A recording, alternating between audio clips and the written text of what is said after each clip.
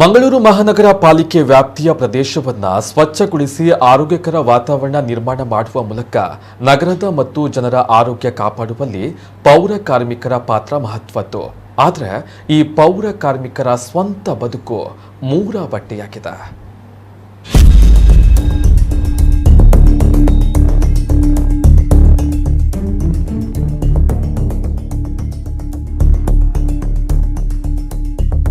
ನಗರದ ಕೊಳಚೆ ತ್ಯಾಜ್ಯವನ್ನ ಸ್ವಚ್ಛ ಮಾಡಿ ಆರೋಗ್ಯಕರ ವಾತಾವರಣವನ್ನ ನಿರ್ಮಾಣ ಮಾಡುವಂತಹ ಪೌರ ಕಾರ್ಮಿಕರು ಸದ್ಯ ಅನಾರೋಗ್ಯಕರ ವಾತಾವರಣದಲ್ಲಿ ಕೆಲಸ ಮಾಡುವಂತಹ ಪರಿಸ್ಥಿತಿ ಇದೆ. ಸೇವಾ ಭದ್ರತೆ, ಸೇವಾ ಸೌಲಭ್ಯಗಳು, ತ್ಯಾಜ್ಯ ವಿಲೇವಾರಿಯ ಸಂದರ್ಭ, ಸುರಕ್ಷತೆ ಇತ್ಯಾದಿ ಎಲ್ಲಾ ಕಡೆಗಳಲ್ಲಿಯೂ ಅವರು ಸಮಸ್ಯೆಗಳನ್ನ ಎದುರಿಸುವಂತಾಗಿದೆ. ತ್ಯಾಜ್ಯ ವಿಲೇವಾರಿ ವಾಹನಗಳಲ್ಲಿ ಕಸ ಮತ್ತು ತ್ಯಾಜ್ಯದ ಜೊತೆಗೆ ತಾವು ಕಸವಾಗಿ ನೇತಾಡಿಕೊಂಡು ಸಂಚರಿಸಬೇಕಾದಂತಹ ದಯನೀಯ ಸ್ಥಿತಿ ಇದೆ. ಮಹಾನಗರ ಪಾಲಿಕೆ ಆಡಳಿತ ಮತ್ತು ಅಧಿಕಾರಿಗಳ ಈ ಟೆಂಡರ್ ವಹಿಸಿಕೊಂಡಿರುವಂತಹ ಆಂಟನಿ ವೇಸ್ಟ್ ಮ್ಯಾನೇಜ್ಮೆಂಟ್ ಸಂಸ್ಥೆಯ ವಿಚಿತ್ರ ನಡವಳಿಕೆಯ ಕ್ರಮಗಳು ಪೌರ ಕಾರ್ಮಿಕರನ್ನ ಅನಾರೋಗ್ಯಕರ ವಾತಾವರಣಕ್ಕೆ ನೂಕುವಂತೆ ಮಾಡಿದೆ. ನಮ್ಮ ಕಾರ್ಮಿಕರಿಗೆ ಆ ರೀತಿಯಲ್ಲಿ ತಮ್ಮ ಪ್ರಾಣವನ್ನ ಪಣಕ್ಕಿಟ್ಟು ಹೋರಾಡಿ ಕೆಲಸ ಮಾಡುವಂಥ ದುಸ್ಥಿತಿಯನ್ನು ಇವತ್ತು ಪಾಲಿಕೆ ಅಧಿಕಾರಿಗಳು ತಂದಿದ್ದಾರೆ. ಯಾವುದೇ ಕಾರ್ಮಿಕ ಈ ರೀತಿಯಲ್ಲಿ ನೇತಾಡಿ ಹೋಗಬೇಕು ಅಂತ ಬಯಸಲ್ಲ. ಆದರೆ ಪರಿಸ್ಥಿತಿ ಏನಾಗಿದೆ ಅಂದರೆ ಕಸದ ಜೊತೆಗೆ ಅವನು ಹೋಗ್ತಿದ್ದಾನೆ. ಮನುಷ್ಯ ಕೂರಬಾರ್ದಲ್ಲಿ, ಆ ಕಸದ ಭಾಗದ ಮೇಲೆ ಕೂರಬಾರ್ದು. ಬಟ್ ಅದನ್ನ ಕೆಲಸದ ನೇಚರ್ ಯಾವ ರೀತಿ ಇದೆ ಅಂತಂದರೆ ಪದೇ ಪದೇ ಇಳಿದು ಕೆಲಸವನ್ನು ಹಾಕೋಕ್ಕಾಗೋದಿಲ್ಲ. ಅವನು ಅದು ತೆಗೆ ಹೋಗಬೇಕಾಗಿದೆ. ಇಲ್ಲ ಅಂತ ಹೇಳಿದ್ರೆ ಏನಾದ್ರು ಪರ್ಯಾಯ ವ್ಯವಸ್ಥೆ ಮಾಡಬೇಕು. ಒಂದು ಒಳಗಡೆಗೆ ಇವರು ಅದ ರೀತಿ ನೇತಾಡ್ಕೊಂಡು ಹೋಗೋದು ತಪ್ಪು. ಅದ್ರಲ್ಲಿ ಎರಡನೇ ಮಾತಿಲ್ಲ. ಆ ರೀತಿ ಯಾರು ಜೋಲಾಡ್ಕೊಂಡು ಹೋದರೆ ಅದು ತಪ್ಪಿದೆ. ಒಳಗಡೆ ಕೂರಬೇಕು, ಗಾಡಿ ಒಳಗಡೆ ಕೂರಬೇಕು. ಕಸದ ಪಾಯಿಂಟ್ ಬಂದಾಗ ಇಳಿದು ಕಸವನ್ನು ಎತ್ತಾಕಿ ಮತ್ತೆ ಒಳಗಡೆ ಕೂರಬೇಕು.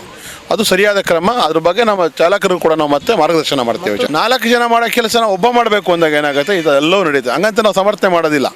ಜೋಲಾಡಿ ಹೋಗೋದ ಸಮರ್ಥನೆ ಯಾವುದೇ ಕಾರಣಕ್ಕೂ ಮಾಡೋದಿಲ್ಲ. ನಾನು ಈಗಲೂ ಕೂಡ ಪಾಲಿಕೆನ ಆಗ್ರಹಪಡಿಸ್ತಕ್ಕಂಥದ್ದು, ನಗರ ಪಾಲಿಕೆ ವ್ಯಾಪ್ತಿಯಲ್ಲಿ ಒಂದು ದಿನಕ್ಕೆ ಎಷ್ಟು ಪ್ರಮಾಣದ ಕಸ ಉತ್ಪಾದನೆ ಆಗುತ್ತೆ, ಇವತ್ತಿನ ಕಸದ ವ್ಯವಸ್ಥೆಗಳು ಲೆಕ್ಕ ಹಾಕ್ತಾಗ ನಾವು ಅದಕ್ಕೆ ಅಗತ್ಯಕ್ಕೆ ತಕ್ಕಂತೆ ವಾಹನಗಳು ಇಲ್ಲ, ಮೆನ್ ಪವರ್ ಕೂಡ ಇಲ್ಲ.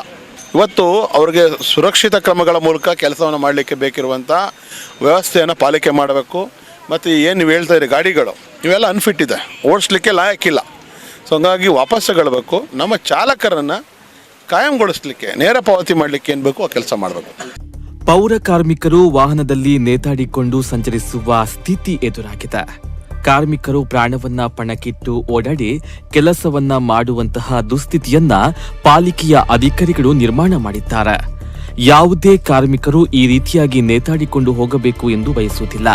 ಇದಕ್ಕೆ ಪರ್ಯಾಯ ವ್ಯವಸ್ಥೆಯನ್ನ ಪಾಲಿಕೆ ಮಾಡಬೇಕು. ಮಾತ್ರವಲ್ಲದೆ ಕಾರ್ಮಿಕರು ಸುರಕ್ಷಿತವಾಗಿ ಕೆಲಸ ಮಾಡುವ ವ್ಯವಸ್ಥೆಯನ್ನ ಕಲ್ಪಿಸಿಕೊಡುವಂತಹ ಅವಶ್ಯಕತೆ ಇದೆ. ತ್ಯಾಜ್ಯ ವಿಲೇವಾರಿಗೆ ಬಳಸುವ ವಾಹನಗಳು ಬಳಕೆಗೆ ಯೋಗ್ಯವಾಗಿಲ್ಲ, ಅವುಗಳನ್ನ ಬದಲಾವಣೆ ಮಾಡಬೇಕು. ವಾಹನ ಚಾಲಕರ ಸೇವೆಯನ್ನ ಕಾಯಂಗೊಳಿಸಬೇಕು ಎಂದು ಒತ್ತಾಯ ಮಾಡಿದ್ದಾರೆ.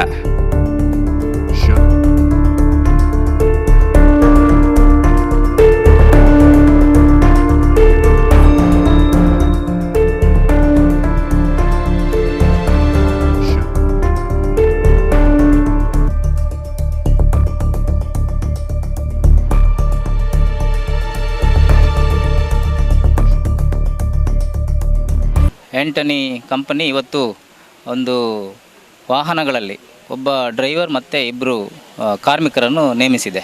ಇದು ಒಂದು ವಾಹನಕ್ಕೆ 3 ವಾರ್ಡ್ಗಳನ್ನು ಅವರಿಗೆ ವಿಂಗಡಣೆ ಮಾಡಿದೆ. ಇದು ಅವ್ರಿಗೆ ಒಂದು ಒತ್ತಡ. ನೀವು ಹೇಳಿದಂಥ ಪ್ರಶ್ನೆಗೆ ಇದು ಅವರು ಮಾಡಲೇಬೇಕು. ಅವತ್ತು ಒಂದು ದಿನಕ್ಕೆ ಆ 3 ಏರಿಯಾವನ್ನು 3 ವಾರ್ಡನ್ನು ಕೂಡ ಸಂಪೂರ್ಣವಾಗಿ ಮಾಡಬೇಕು. ಮಾಡದೆ ಅವರು ಮನೆಗೆ ಬರುವಂತಿಲ್ಲ. ಅದಕ್ಕೋಸ್ಕರ ಕಾರ್ಮಿಕರು ಅವರ ಜೀವದ ಆಸೆಯನ್ನು ಕೂಡ ಬಿಟ್ಟು ಈ ಒಂದು ನಮಗೆ ಸಂಜೆ ಒಳಗೆ ಮುಗಿಬೇಕು ಅನ್ನೋ ಉದ್ದೇಶದಿಂದ ಏನು ಅವರ ಒಂದು ಕೆಲಸದ ಒಂದು ಏನು ಪರಿವೇ ಇಲ್ಲದೆ ಈ ಗಾಡಿಯಲ್ಲಿ ನೇತಾಡಿಕೊಂಡು ಬರುವಂಥ ಒಂದು ಪ್ರಸಂಗವು ಕೂಡ ಈ ಸಂದರ್ಭದಲ್ಲಿ ನಡೀತದೆ. ಇದು ಆಂಟನಿ ವೇಸ್ಟ್ ಕಂಪನಿಯವರ ಒಂದು ಜನರ ನಮ್ಮ ಏನು ಕಾರ್ಮಿಕರ ಮೇಲೆ ತುಂಬ ಒತ್ತಡವನ್ನು ಏರಿದೆ. ಅದಕ್ಕೋಸ್ಕರ ಈ ರೀತಿಯ ಒಂದು ಪ್ರಮೇಯವನ್ನು ಮಾಡ್ತಿದ್ದಾರೆ. ಕೆಲವು ವಾಹನಗಳು ದುರಸ್ತಿ ಇರುವುದರಿಂದ ಕೆಲವು ವಾಹನಗಳು ಅದನ್ನು ಚಲಿಸುವಿಕೆ ಸ್ತಬ್ಧವಾಗಿದೆ. ತ್ಯಾಜ್ಯ ಸಾಗಿಸಲು 60 ಸಣ್ಣ ವಾಹನ ಸೇರಿದಂತೆ ಒಟ್ಟು 130 ವಾಹನಗಳಿವೆ.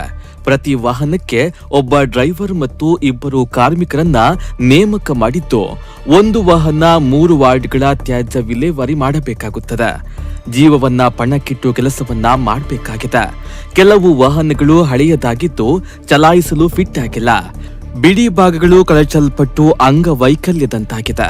ಈ ಕುರಿತಂತೆ ಸಾರಿಗೆ ಇಲಾಖೆಯ ಅಧಿಕಾರಿಗಳು ಗಮನವನ್ನ ಹರಿಸಬೇಕಾಗಿದೆ. ಅಗತ್ಯಕ್ಕೆ ತಕ್ಕಷ್ಟು ವಾಹನಗಳು ಇಲ್ಲ, ಮ್ಯಾನ್ ಪವರ್ ಕೂಡ ಇಲ್ಲ ಎನ್ನುವುದು ಕಾರ್ಮಿಕರ ಸಂಘದ ಮುಖಂಡರ ಆರೋಪ. ಗಣೇಶ್ ಪೂಜಾರಿ ಜೊತೆ ಲದಿ ಕ್ರಾಸ್ತಾ, ನಮ್ಮ ಕುಟ್ಲ ನ್ಯೂಸ್ 24/7 ಮಂಗಳೂರು.